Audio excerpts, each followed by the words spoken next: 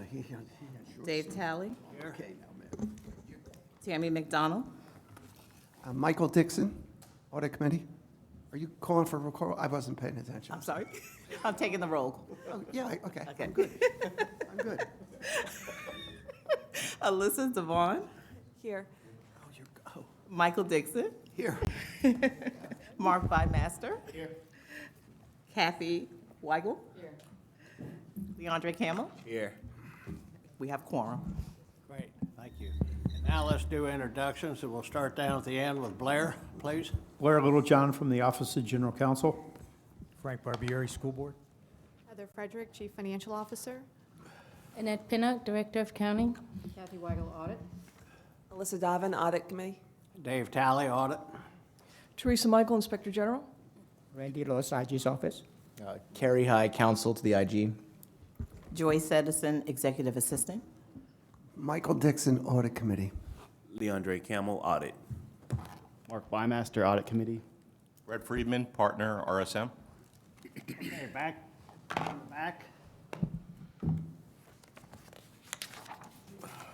Judson, Payroll. Christina Daniels, Inspector General's Office. Catherine Kerner, Principal, Suncoast High School, and High School Principal Representative. Great. Over here. Oscar Restrepo, General's Office. Nice to see you. Ladies. Anna Santana from OIG Office. Nicole Eng from OIG Office. Great. Okay, we'll start off with, take a minute and look at the agenda, and if you feel, I'd like an approval of the agenda. I'll make a motion to approve the agenda. Leandre, second. Discussion, all in favor, all opposed? Passed unanimously. Now take a minute and review the minutes of the July 14th meeting. And after you've had a chance to review those, I'll accept a motion to approve. Leandre Camel make a motion to accept the minutes as presented. We have a motion, is there a second? I have a comment, if I can. Certainly. First of all, I'd like to commend the person responsible for preparing the minutes from our last meeting. They're much improved. And I guess, Joyce, you did that? Great job.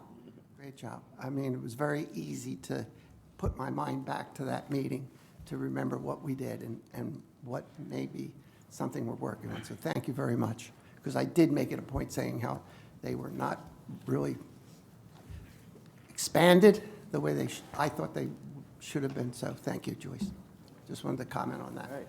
Thank you, Michael. You're welcome. Okay, public comments? Hearing none, we'll move on to the IG update. Terry? All right. Good morning, everyone. We've been pretty busy in the district and in the IG's office, and not all of it's been bad. So, normally when we have something that I speak about, it's usually bad news, but this time it isn't. One of the things that I want to talk about is the annual report. That should be out at our next audit committee. It's the same format, but it'll give some more updated information. We also have an opportunity for a volunteer from the audit committee to serve on the independent referendum oversight committee. If anybody here on the audit committee is willing to volunteer, would like to participate, please let us know, and then it'll go forward in front of the board for approval. Could you explain what that means? I'll have Heather. Yeah, so the operating millage that we've gone to the voters for approval since the first time we went, the voters approved was back in 2010, and we started receiving that funding back in fiscal year 12. We're going back to the voters again in November next month, 2 months from now, for approval for the 1 mil. It's a continuation of the previous, and so this is the oversight committee. That's responsible for, I oversee it. I bring quarterly reports to that committee to show exactly how those funds are being spent. It's detailed by school, and it's very prescriptive because it's just outlined in the referendum how those funds will be spent. And so the oversight committee is just ensuring that its promises made, promises kept, what we said we would do. And it's been in place since 2012. How big is this committee? Right now, we have 8 members. We do have some vacancies. We have representatives from the Economic Council, from the geez, I should have brought the list with me, and now they're just escaping me. The Hispanic Coalition, and so we have representatives from the community, and then we also have representatives from district advisory committees, and so we have a vacancy from the audit committee. I'm interested in doing that. Okay, so we can, All right, we'll submit your name for the board approval, and Heather and the board will be in contact. I think it goes through a vote, I guess, at the next. it would go, yeah, it would be brought to the next meeting, the next board meeting. Great, thank you. Another thing we have, and it is a very positive matter, it is we have started a challenge coin program. And I brought one of the challenge coins and a certificate. For those of you who've served in the military like myself, a challenge coin is usually given in friendship or as an award for somebody not reaching a level of a medal. The ones that you see a lot of law enforcement give out, they just hand them like trading cards. Well, I don't have that kind of a budget, so we can't just hand them out like trading cards. So we have a process in which you can receive a challenge coin one of two ways. One, by service. If somebody's retiring, or say somebody's leaving the audit committee, we would be awarded one. And this is for people that have been recognized for excellence and integrity and commitment preventing fraud, waste, and abuse.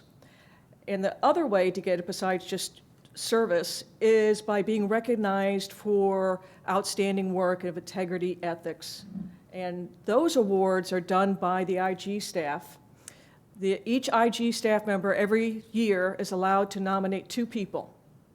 And they go through it, they submit what they believe is the individual, how they have exemplified integrity and ethics and commitment. They submit this write-up to the committee, it's voted on, and then it's awarded to the person.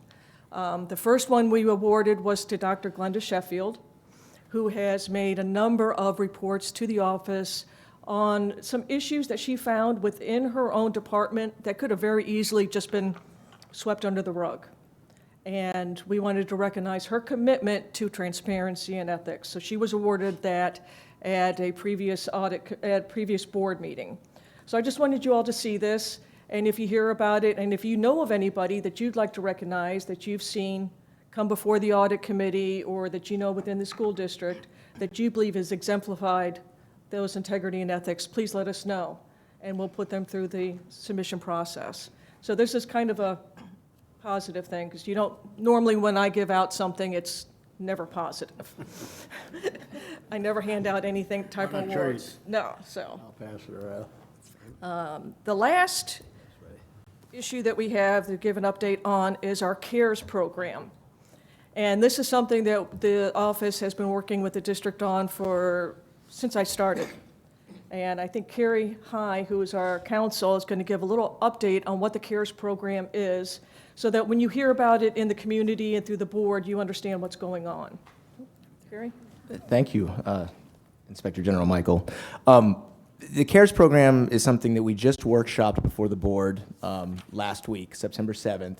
And what we've done is we've expanded the Inspector General policy to name the IG as the administrator of this system that essentially provides a centralized means by which any district stakeholder, and that includes any employee, any parent, any student, any vendor, anybody who believes that there has been a circumstance of misconduct, normally in the form of a policy violation or a violation of the law, to report to CARES, again, a centralized reporting system, that then will record that complaint and take it through an evaluative process involving review from first an intake coordinator, then through the director of investigations, potentially a director of audit, and then ultimately the IG, and then we refer that to the appropriate department within the district. So it's a formalized system that centralizes a lot of what has been happening in a more disparate, spread out type of manner throughout the district. CARES is actually an acronym that stands for the Centralized Complaint Assessment and Referral Evaluation System.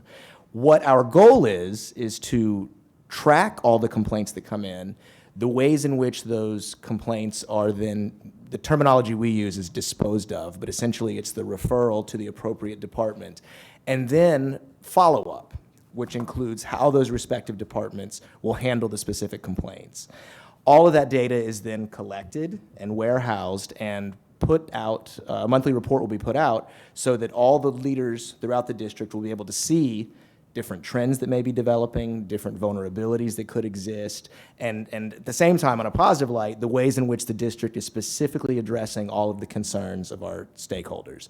So it really is something new and innovative. I'm very excited to say that working on this wasn't just something that was created by the IG on a whim. It was actually something that had been suggested by various leaders, and we have worked very closely with both human resources and school police, who are two other major investigative units in the district, to work on hammering out this process. And so we've developed the policy language. Like I said, it was workshopped last week. We have a manual in place that we're making some tweaks to, where we're adding some different training scenarios.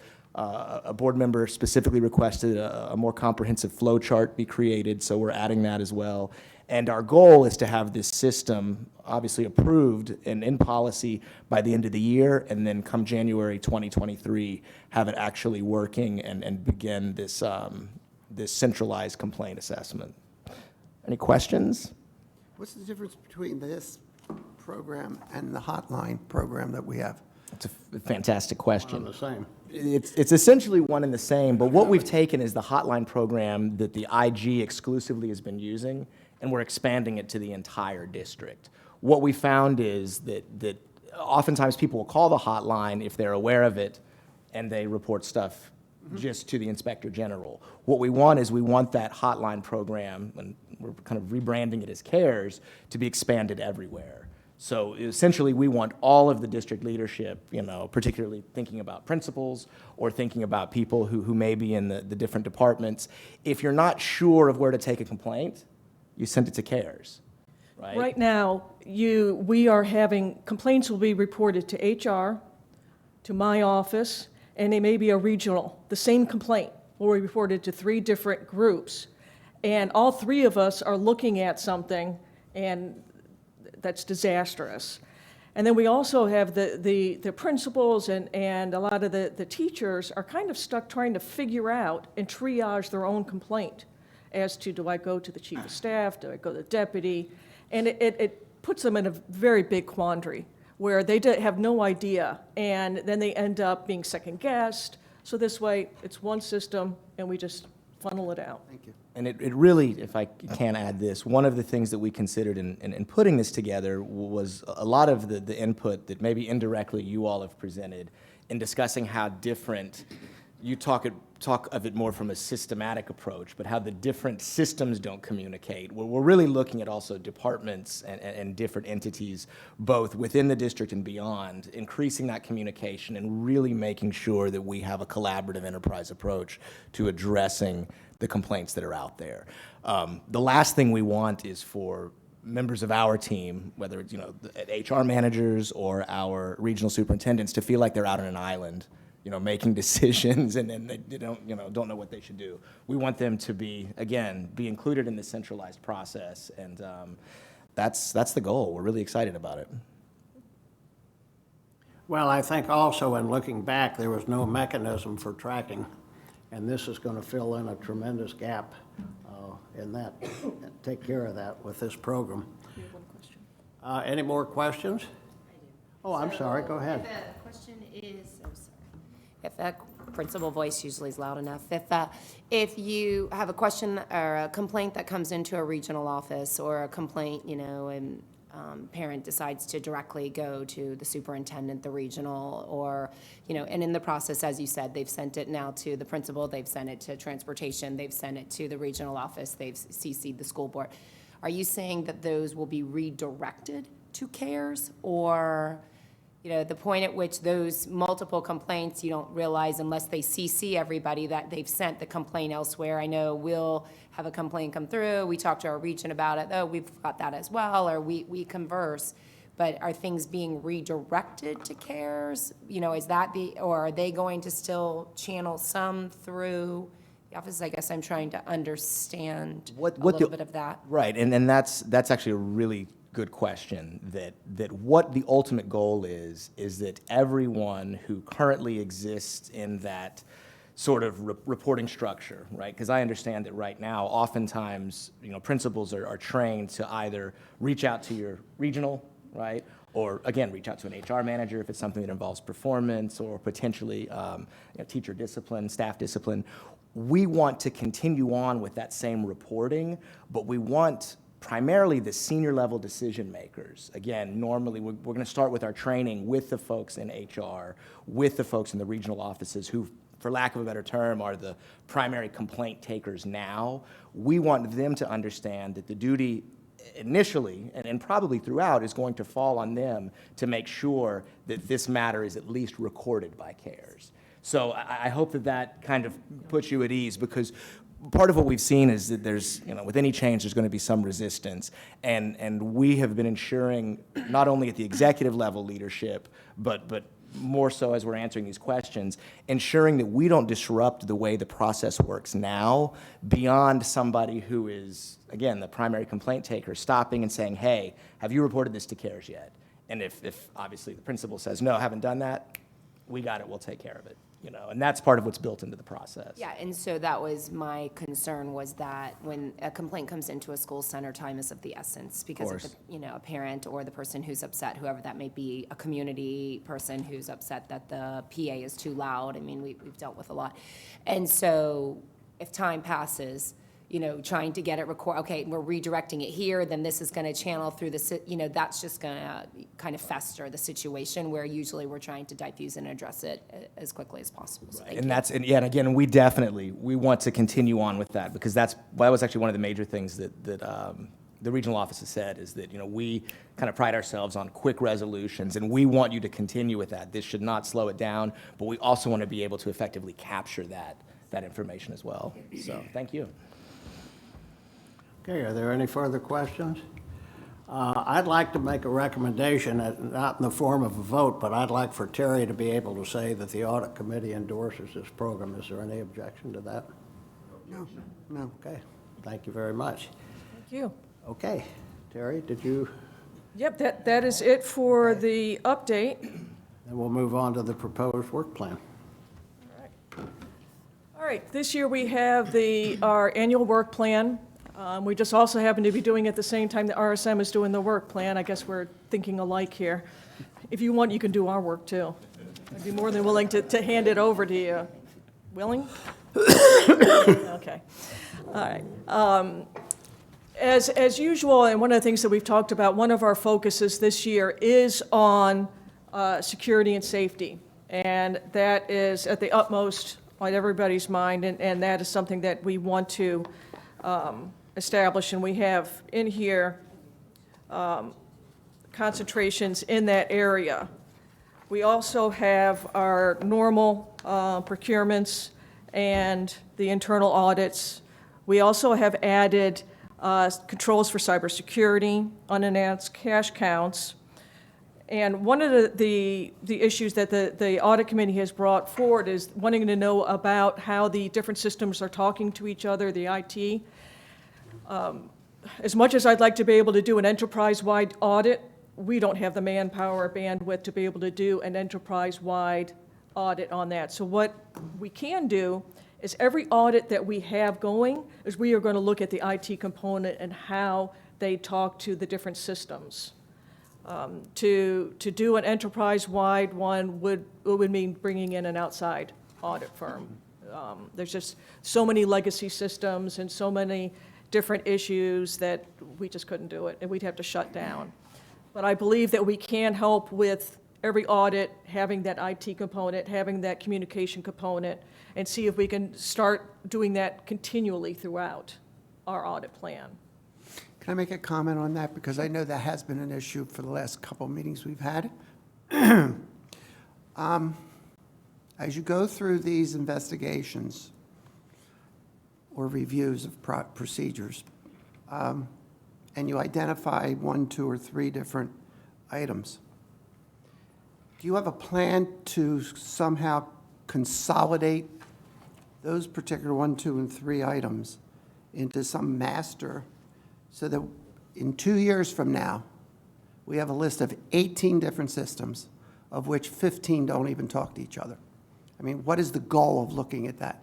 If you can't do an enterprise, I understand, but could you formulate an enterprise process that could last over a 2-3 year period that will identify this eventually? Because it won't be fixed unless you plan for that. So that was my thought when we first started to talk about these systems. I mean, 5, 6, 7, 8 times in the last year and a half, we've identified systems that don't talk to each other. And we had IT people here, and okay, we'll get there. And nothing seems to be moving forward in this area, and you got to catch up with this, because it's just too big of an organization not to have better IT. And I'm not an IT person, believe me, but I do know communications within the system are important. So could you, like, somehow, when you start this work plan, start to think about, well, what are we going to do with this information? Okay, so A doesn't talk to B, C, and D out there, but we know they're out there. Somehow you got to bring this together. When I looked at this, I was looking for this topic, and you talked about that you can't do it because it's an enterprise, and I understand that, and that's okay. And I think it's good that you're at least say you can't do it first, but the results have to be consolidated somehow into a more global report. Most definitely. That is an excellent point and well taken, and we would definitely be doing that. And right now, we do have a listing of the different systems, but we're going to, because we're now going to have that focus of every audit and of any investigations or reviews that we're doing, we're also going to be taking that information as well. Because as we do even investigations, we'll find issues where one system isn't talking to another, or it's paper-driven on an Excel spreadsheet. So we can take all of those recommendations and issues identified and start congregating all that information and then tracking the issues and then reporting back to both the committee and the board as well. Yeah, it'll take some time. It won't be you won't be able to report on this every quarter, that's for sure, but this is like a couple-year project. But it has to start somewhere. Yes, most definitely, and a good point. Okay. Okay, is there any further discussion on the presentation of the work plan for next year? I have another comment. We were supposed to have the chief of police here today to talk about the I was going to say that's going to be next month. So that's moved to our next meeting? Because that was the safety. You started to talk about safety, and Right. Well, Yeah. she's going to address school security and safety. We just haven't been able to get her to a meeting she was never available the day that we had our meeting, but she is scheduled for next month. I wanted to mention that later, but. Yes, and we are working Here. towards, one of the issues you see on there is the crisis response plan audit. And because we had had that previous audit that we had never been able to close everything out, and it's still lingering out there, and I've been driving everybody nuts about that, most definitely. One of my issues was I did not want to just continue that audit because so many legislative changes have happened. So many safety and security different changes have happened. The board has made changes on policies. So my idea is that we need to do another audit because that one's outdated now. We still need to follow up and close it out, but we need to start a new one because personnel has changed so many times. So that's why we're doing the crisis response plan, but we are still going to follow up because we have to close that loop. But that's a major audit, and the board has been very insistent that we have that, and we look at that, and that's one of the reasons why the inspection program too is in place. And we are going to continue to have that focus on safety and security. But the chief was going to be out of town today. She'll definitely be here next week, or next audit, and she will speak on any of those issues. Okay, is there any further? I have one more comment on your work plan. Last meeting, we evaluated the healthcare costs and dependents specifically, and we found some inconsistencies and lack of documentation, things like that. And it seemed to me that that was an issue that would be pursued. In your current work plan, you allow for 20 hours for that. Am I reading this correctly? Oh, that's for the release of the report. On the follow-up, which will be done by Contract Oversight or Quality Assurance, they'll continue to look at that. But this is just to release the report, to finish up the releasing of the reports. It's 20 hours. Is that, yes. Mhm. And That's then the re- I that's- could speak to that as well, because as a follow-up, as part of the last meeting when we were here and management's response, is we're working on revising the policy, because right now, we are not even, as a district, allowed to ask for the additional documentation to do the dependent eligibility verification audit. So we're working on changing the board policy, and then we're going to hire an outside, we're going to contract with an outside party to do a full dependent eligibility verification audit of all of our employees. And then that would be something that the Inspector General would be part of reviewing, what those results are. Okay, thank you. You're welcome. Okay, any other questions or comments? If not, I'd entertain a motion to approve this report. It's work plan for 2023. Leandre makes the motion. Have a motion on the floor. Is there a second? Discussion? All in favor?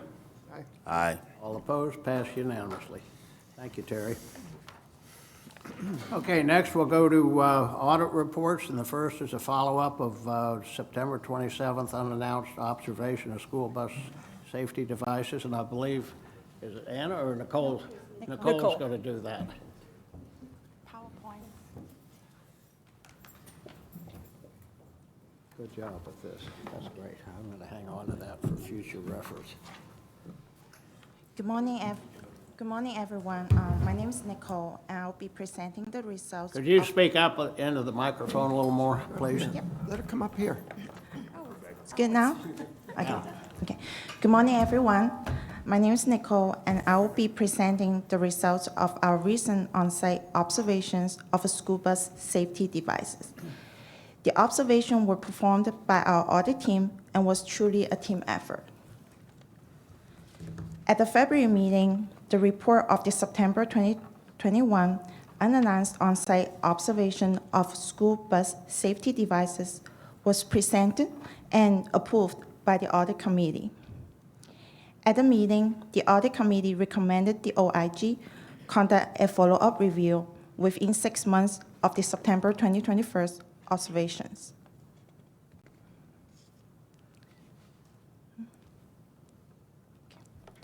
On March 31st, we visited the 6 transportation facilities and did our follow-up observations. The team arrived at 9 a.m. We introduced ourselves and informed the staff that we were here to look at the school buses, and we asked for the on-site mechanics to assist us. The auditors stood at the facility gates and recorded the bus numbers of each returning bus to the site. We selected 11% of the first returning buses for inspection. The inspection were jointly performed by auditors and the on-site mechanics. The inspection covered the post-trip passenger check systems, also known as the child alert system, the student crossing arm located at the front of the bus, the stop signal arms on the side of the bus, the video surveillance camera systems, and the wheelchair lift on the buses for ESE students. This table shows the number of buses we observed at each of the facilities.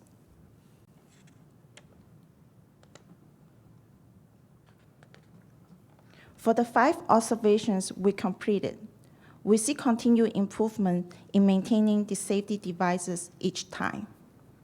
The non-working camera systems decreased from 7% in 2016 to only 1% in 2022. 65% of the child alert systems were not working in 2016, yet no exceptions were noted during the March observation.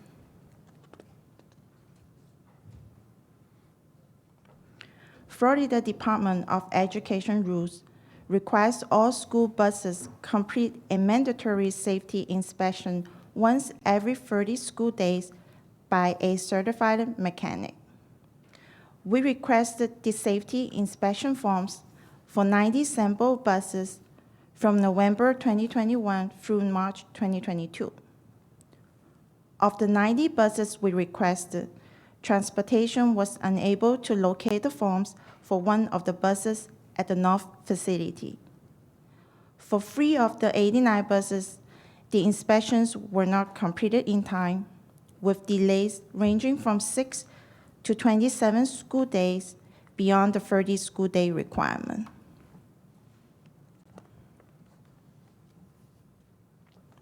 DOE rules also require school buses be inspected at least once every day before the first daily trip.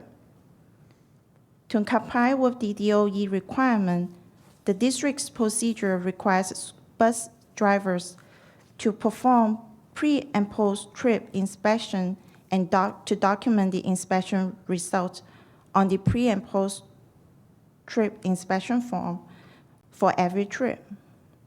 We requested pre- and post-inspection reports for the day prior to our observation.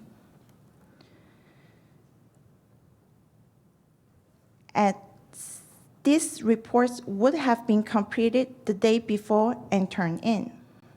Of the 90 buses, there were 171 completed trips on March 30th. 7 buses only did 1 trip, and 1 bus did not transport students on that day. Transportation provided 167 reports to us, and they were unable to locate the inspection reports for 4 buses which complete a morning trip on that day.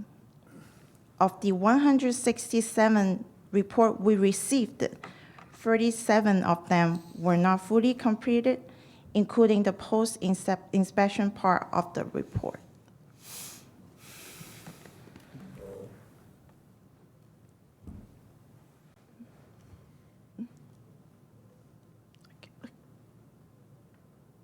Sorry, let me go back to that slide.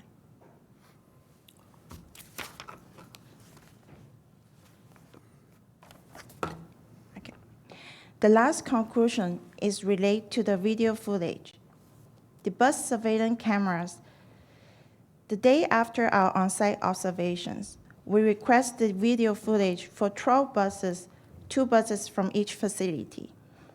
To test the video for each bus, we tried to confirm the footage showing each auditor entering and on the bus.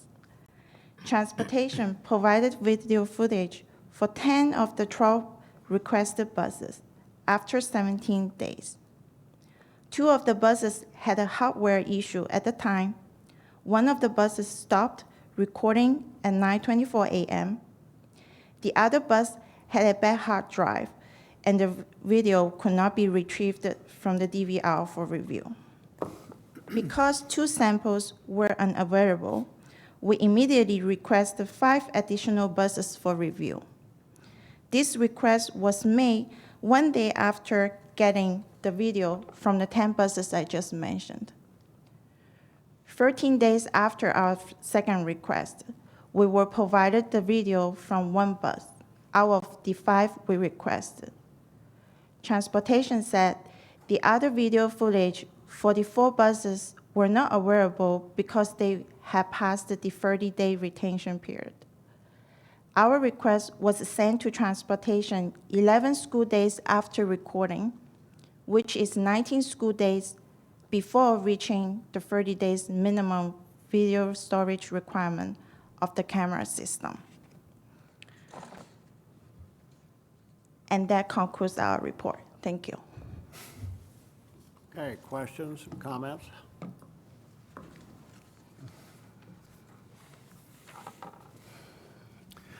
Okay. I don't recall the numbers from the last meeting, but, and I think this retention video problem is being addressed, is that correct? By an outside I mean, somebody's working on new procedures for that retention. Is that right? Yes, good morning, Joseph Sanchez, Chief Operating Officer. Yes, that's correct. So we're actually replacing all the hard drives so they can hold more video. So yes, that's being For a addressed. longer period of time? To cover at least the 30 days, yes. Well, don't we have 30 days now? No, not all of them. Oh, we don't even have 30 days? No, I'm at Shane Churchwell, the Director of Transportation, to join me, but I believe that we're working on making sure all 800-plus buses have that capacity at this point. Shane, is that correct? Yes. Join me at the table, Shane. We have 30 days depending on the number of hours that bus run. But so it's not 30 days for all buses that we can guarantee. That's why we're making the change. But we're positive that within the next few, the installers are almost complete. Within another 2 months at least, we should have everything complete. All buses will be capable of storing way over 30 days. I presume probably up to about 40 days. We should not have that problem anymore. We've come a long way from the floppy disk to where we're now up to 4 terabytes. So every bus has its own individual storage system, and there's no centralized system? There is a backup system. We download the videos on demand. If we get a request, we download that video and store it on a hard drive. But for day-to-day running operations, it stores, right now we're getting between 20 to 30 days on some buses. And that's why we made a change to improve the system. Because I know this is just it's more of an IT, but probably in the future there should be some sort of system to where the buses come in and you can just do it by Wi-Fi or anything, and the video just gets uploaded to a centralized database, to where, you know, as storage gets cheaper and cheaper, it's extremely cheap right now. You should be able to probably store these videos for years without having to erase it to free up any storage. So that's where we're going right now. Okay. We have the Wi-Fi capability that we're building in. The buses will store up to like I said, over 30 days on there, so that if it's needed within the 30-day period, we can get it. And buses on demand will be able to download videos using the Wi-Fi system. So just to be clear, because I'm not sure what you expect is what we're doing, because we can, when the bus returns to the facility, we can download the video upon request. So we make a request. That doesn't mean that every video from every bus is going to be recorded on that central system for years. So I just want to make sure that that's clear. Maybe someday, as you say. I think that would be the goal, and Ultimately. whenever, you know, this is the IT issue, not this is what's approved and what's funded, and I understand that there's limitations to that, but I think that should be the goal at some point. It does say in here that management's response concerning this says the build-out of wireless infrastructure. Is that what we're talking about? That's correct. That's the ability to download the videos from the buses. It's also in progress and is expected to be completed by 31st of December 2024. That's the current plan. We hope to exceed expectations.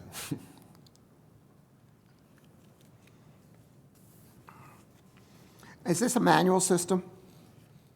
It's manual today because you manually have to go down to the bus and download the video, but once we do. No, excuse me, I'm sorry.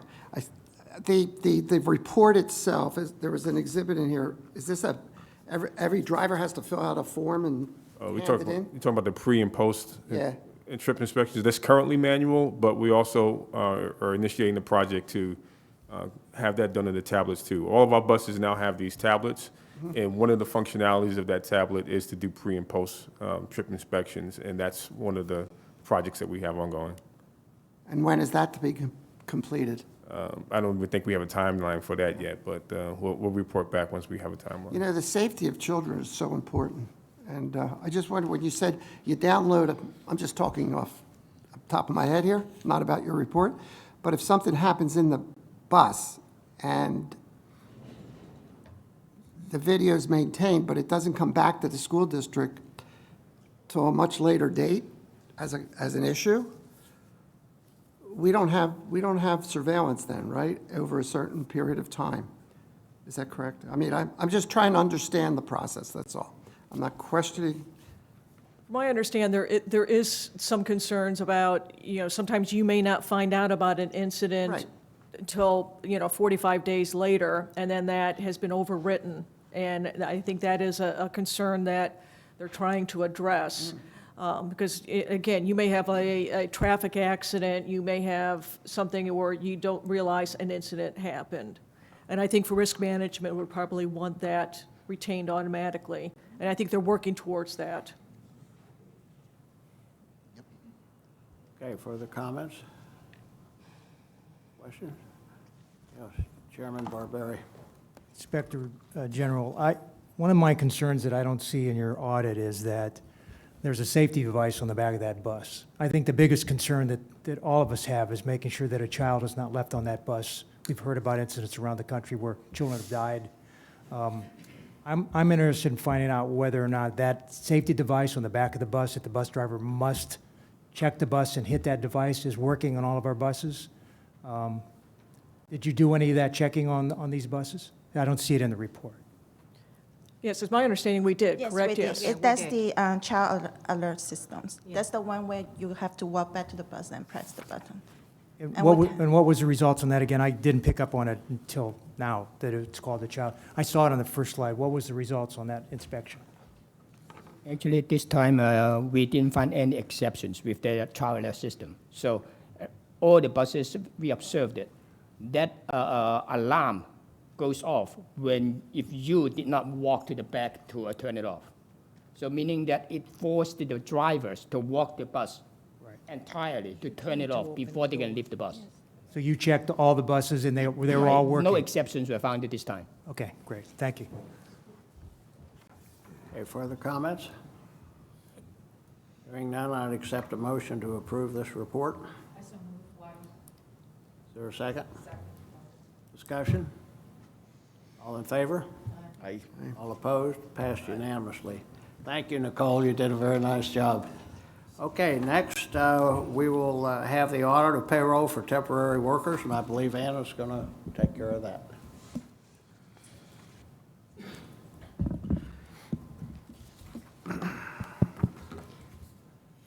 Ready?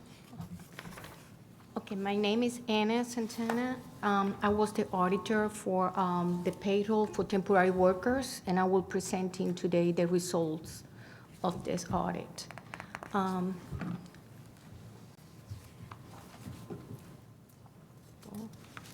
The objective were assess the adequacies of procedure for processing payroll for temporary workers, determine if payroll for temporary workers were accurately documented and processed at the selected departments and schools, and determine the extent of compliance with Fair Labor Standard Act and school board policies.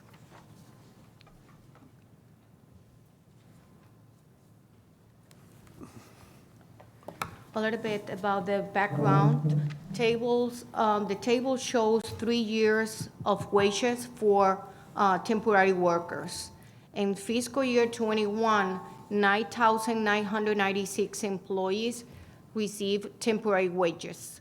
7,008 regular district employees, 2,988 temporary workers only. And 30 million, the district paid 30 million in wages for 1.9 million work hours.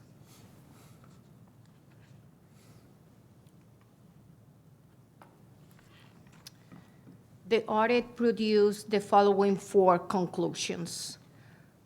Procedures for processing temporary workers' payroll appear adequate. District have established procedures that separate responsibilities for creating new temporary positions, capturing and verifying hours worked, distributing paychecks. All the documentations to work hours is maintained at the work locations. Our review conclude that the district procedures accurately capture work hours and use the appropriate pay rate to calculate wages.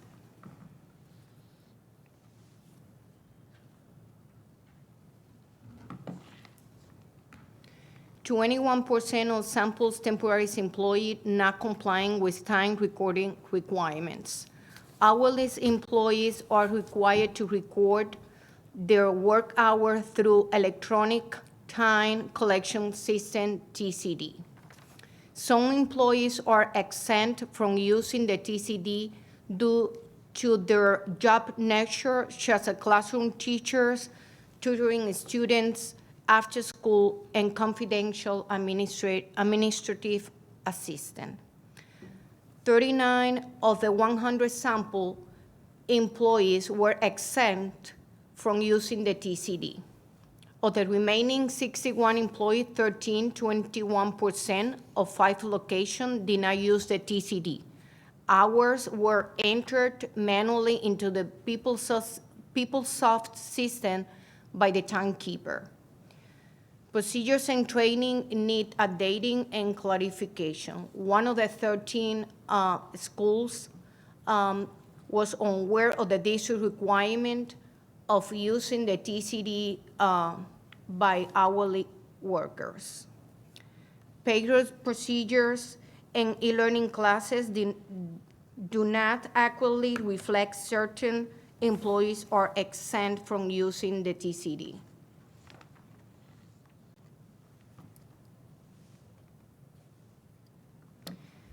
Manual time entry without mispunch reports. Of the 61 samples employees required to use the TCD, 16 had mispunched for a total of 80 pay periods. Timekeeper made manual entries totaling 3,046 hours with gross wages of 54,053 without supervisor-approved mispunches report. To ensure proper record keeping and fiscal accountability, timekeeper should obtain documentation from employers prior to adding work hours to the payroll system. Oh, I'm sorry. The last conclusion was about duplicate payments. It was observed 2 employees at one location received duplicate payments totaling $1,470. Timekeeper erroneously entered the same days and hour in 2 separate job records. The OIG immediately informed payroll and staff, confirmed the overpayment had occurred, and act to recoup the extra wages.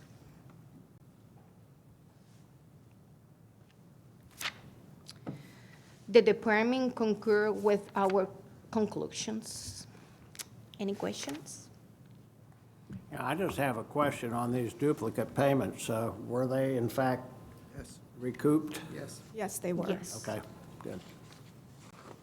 Okay, other questions, comments? Mark? I just have a quick, for temporary workers, does this include the substitute teachers, or is this a totally different type of employment? Include. Include it? Okay. I think that's the difference between this TC, whatever, TCD. TCD and a non-TCD person. One's exempt, one is. The 39 were exempt because some of them were teachers working on. And you're correct, it's whether they're overtime eligible or not. So for those that are overtime eligible, they should use the TCD so that we can appropriately track their time. So in this JFK school, middle school, which seems to be the issue in this finding, Yes, so we did reach out to them, and we are giving them specific guidance and training, reinforcing the policies that are in place to ensure that this does not occur on a go-forward basis. And we are specifically monitoring that school to make sure that they're complying with existing policies and procedures, because we do have extensive policies and procedures and training, but with turnover, we just have to make sure to reinforce what those procedures are. It wasn't intentional, and so just making sure that they're aware of it and they continue to follow the rules. what does punches mean? They missed punches. What does that mean? They missed punches. What? Miss punch means when they miss a punch, a clock in, and they need to clock in and clock out. Punch. Yeah. Oh, actual clock punch. Oh, Well, it's actually with, we have two types. It's one that you use your fingerprint. oh, It's an actual time collection device. And then for those that are able to, that work at a computer, we also have a web-based login as well. So we have both. thank you. Other questions or comments? Hearing none, I'd accept a motion to approve the report. Leandre approved. Motion Have a to approve. motion? I'll second. Discussion? All in favor? All opposed? Passed unanimously. Anna, thank you very much. You did a good job. Okay, next to the update of internal funds audit, Terry? All right, as usual, we are progressing on the internal funds audits. Randy's team is doing an amazing job every year getting out there. As you could tell, we have completed field work on 12 schools, and we still have 162 to go, but we are right on track. And, well, I'm hoping to beat our record last year and get the report in to everybody. Is there any questions on just the update? Any update on the results of the 12? How are they going? So far, those findings are similar to the prior years. No new exceptions identified so far for this I forget what the schools. prior year was, so what does that mean? It's similar to like inadequate documentation for disbursements, and the collections were not timely deposited and that type of things. Nothing really unusual so far. Okay, thank you. One of the things that we try to do is to move the brand-new principals to the beginning, if possible, so that we can get them as much time so they can get an understanding as to what they have in front of them. So sometimes you might have a little bit more questions and issues because we're trying to manage the transition. Okay, thank you very much. Let's move on to item 8, RSM fiscal year 2022 audit plan and communication letter. I presume Brett will take care of that? All right, good morning, everybody. Brett Friedman with RSM. Again, you have in the package 2 items, the audit plan, which is a PowerPoint that we'll walk through, and also a communication letter, which just summarizes in letter format. On the PowerPoint, if we can go to page 4, I'll give Joyce a second.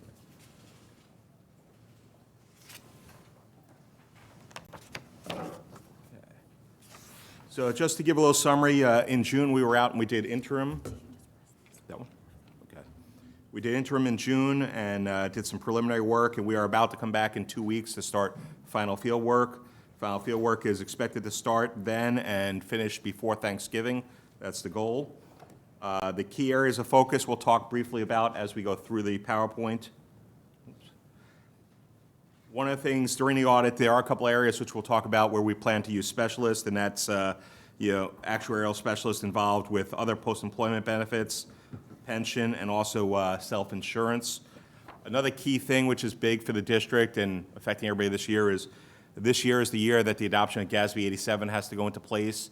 And what that means is basically all leases, whether they're operating or capital, that are 12 months or longer, need to be considered and put on the books.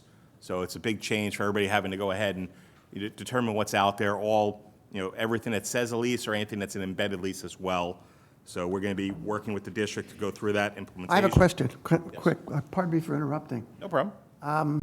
I've been away from accounting for a long time, but does that mean a 3-year car lease you have to put on the books? What's Yes. that mean, put on the books? You record the lease as a liability or something? Right. What happens is, depending on if you're the lessee or lessor, basically you have a right-of-use asset that goes on the books as an asset and a lease liability going on the liability side. Change. And it gets tracked throughout. Huge. And same the other way. If you have an obligation, if you're lessor, that's a change. It's all recorded now on the face of the statements. Thank you. Of course. This is the team. Again, I'm going to lead the audit. Chantel, she was out sick today. I didn't want to kind of share that with everything that's going on, but she'll be leading the job as the senior manager, along with Jean Borno. One of the most important things for the audit, and of course, one of the reasons we do come here, at every meeting to attend is obviously to hear what's going on, to hear concerns, but also want to let you know, and I think everybody knows, we're available at any point in time if you have any concerns, to reach out, let us know, or you can reach out through the IG and she can let us know. It's important for us if there are concerns out there. Obviously, what we do is more financial and compliance oriented versus the performance and the investigations, but if there are any concerns, please feel free to reach out to us. At the conclusion of the audit, we will go ahead and provide communications on anything that we see. Now, one of the things that we do is, as we go through it, we're not going to wait till the end. If there's an issue as we come to the meetings, if there's an issue concerning fraud or illegal acts, obviously, those we'd bring to the attention immediately. But at the end, we will do a communication summarizing all those items. If there's any fraud identified, any illegal acts, disagreements, any internal control deficiencies will be reported, as well as any significant or unusual transactions. That'll be part of our concluding presentation to the committee. On the audit strategies, the one thing to highlight is that materiality is a key component. We go through a risk assessment process. We do update our understanding of the entity each year, and materiality drives a lot of what we do because, again, there's no way to, there is a way, but it would be excessively expensive to look at 100% of the transactions. So materiality is contemplated, and the way that works is there's professional judgment involved, and there's both quantitative and qualitative considerations given to each of the areas. We focus on the key accounts, significant accounts, and transaction cycles, and we do take both quantitative and qualitative considerations in determining on where to focus. At the end of the audit, we will issue a report with regard to internal controls. This year is the 3-year rotation when the State Auditor General is here doing the compliance audit, so we will not be duplicating that effort. They will be doing the compliance audit on all federal awards in accordance with uniform guidance. We do communicate with them. When they come in, we check and see if there's anything going on with regard to the federal awards. One of the things going across the state everywhere, the big focus, of course, is on the use of the ESSER funding. So I'm sure that's going to be a highlight for them, and it's something the state itself is looking very closely at. As far as the significant risks of material misstatement, these are some of the key areas, but just to start, every audit, we have 2 overarching risks that are always there. And the first one is fraudulent revenue recognition. That's always considered a concern, and that affects how we attack the revenue section, always giving consideration to where potential fraud might occur.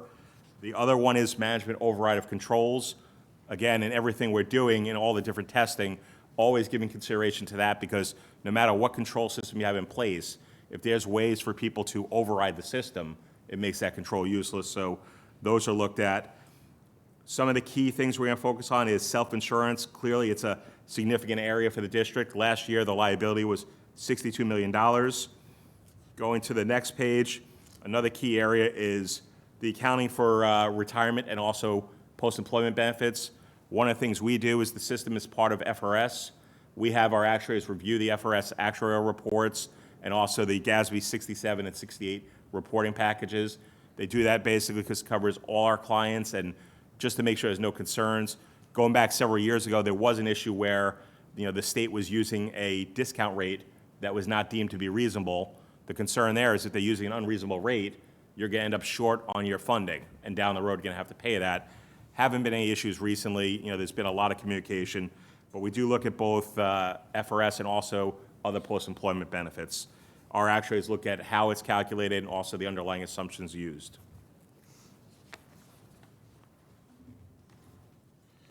Going to revenue, one of the things we do look at is what's done as far as the FTE count, because clearly that's critical to the district with regard to how revenues are determined by the state. So we look at the process there.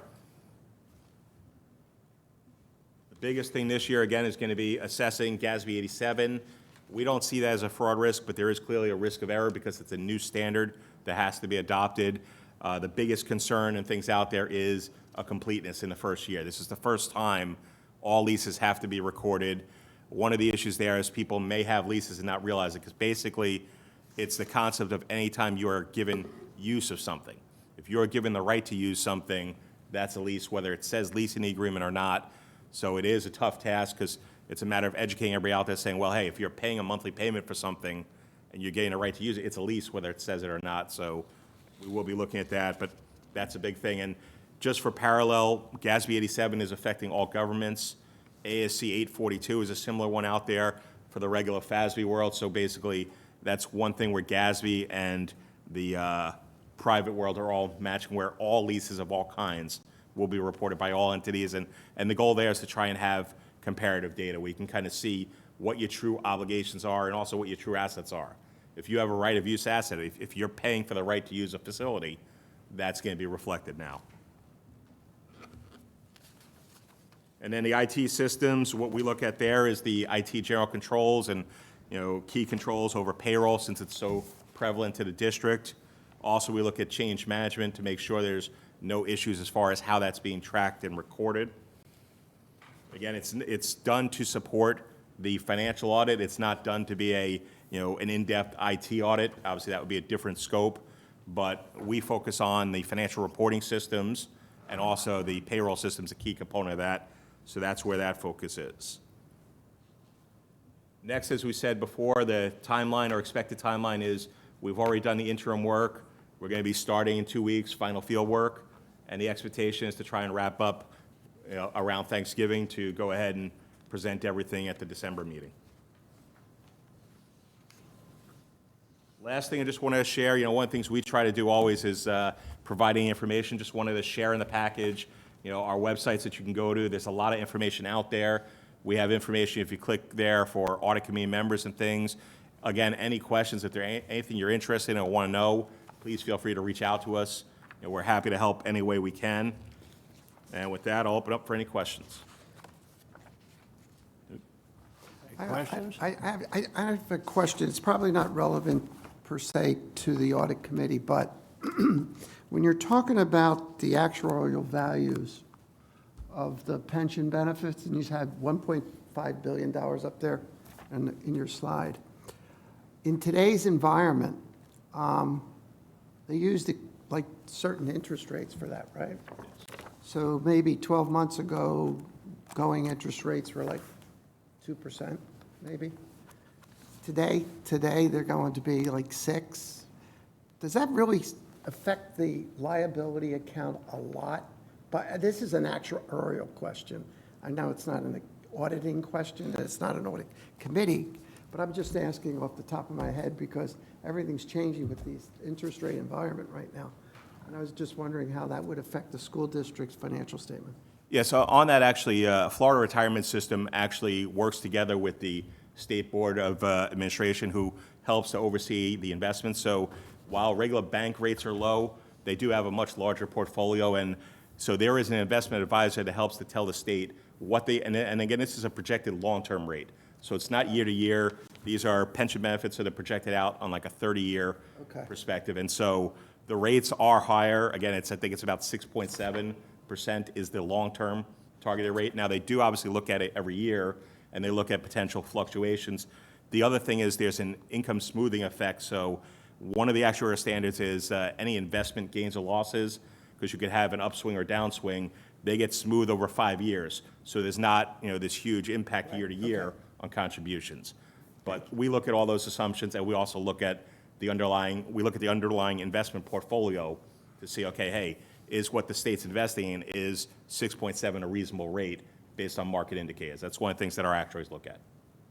Thank you. Yes. And I can also speak to that to say it does have a significant impact to our district budget when FRS is making those changes. So like Mr. Friedman mentioned, there was some question as to the rate that the Florida retirement system was using. So they're bringing that rate down, but they're doing it slowly.